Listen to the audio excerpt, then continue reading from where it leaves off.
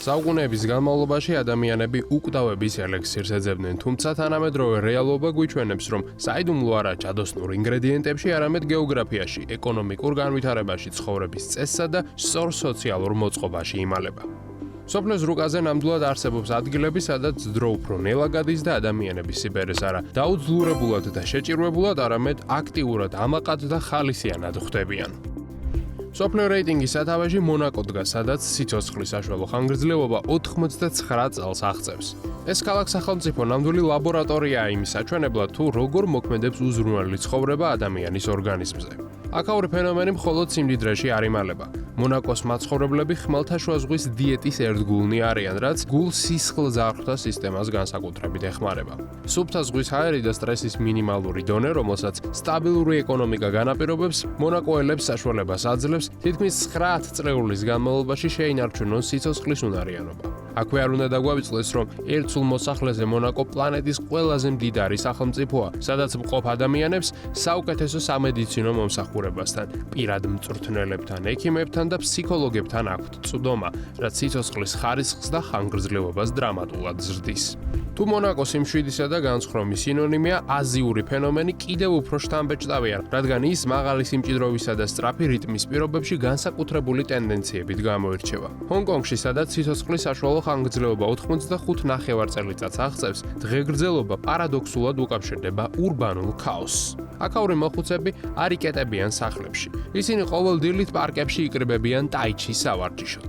ბევრს მოძრაობენ ფეხით აღმართ-დაღმართებზე და აქტიურად იყენებენ ტრადიციულ ჩინურ მედიცინას, რომელიც პრევენციაზეა ორიენტირებული. ამასთან უნდა აღინიშნოს, რომ ტრადიციული ჩინური დიეტა განსაკუთრებით სასარგებლოა ჯანმრთელობისთვის. იაპონია თავისი 84 წლიანი მაჩვენებლით მთელ მსოფლიოს იკიგაის ფილოსოფიით ასწავლის ცხოვრებას. იაპონელებისთვის სიბერე არ ნიშნავს ფუნქციის დაკარგვას. პირიქით, ისინი მუდმივად პოულობენ საქმეს, რაც მათ დილით საწოლიდან ადგომის მოტივაციას აძლევთ. კვების კულტურა, რომელიც ზღვის პროდუქტებზე და მცენარეებზეა დაფუძნებული, ასევე ჰარაჰაჩიბუს პრინციპი, რომელიც სანახევროდ დანაყრებამდე ჭამას ნიშნავს, მათ ორგანიზმს ზედმეტი დატვირთვისაგან იცავს. ასევე იაპონიაში მედიცინა და ტექნოლოგიები უმაღლეს დონეზეა განვითარებული, რაც ტრადიციულ ფილოსოფიასთან ტანდემში გასაოცარ შედეგებს იძლევა. ამ რეიტინგში კიდევ ერთ აზიურ ავტონომიურ რეგიონზე, მაკაოზე უნდა ვისაუბროთ, სადაც სიცოცხლის ხანგრძლივობა საშუალოდ 84 ნახევარწელიწადს შეადგენს. აქაური წარმატების ფორმულა სახელმწიფო სოციალური პოლიტიკისა და აზიური ტრადიციების ნაზავია.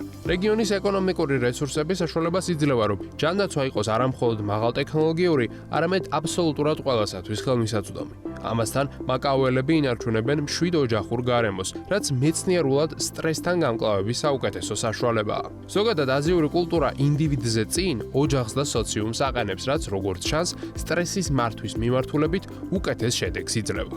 ევროპის გულში კი შვეიცარია გვხვდება, სადაც ადამიანები საშუალოდ 84.2 წელს ცხოვრობენ.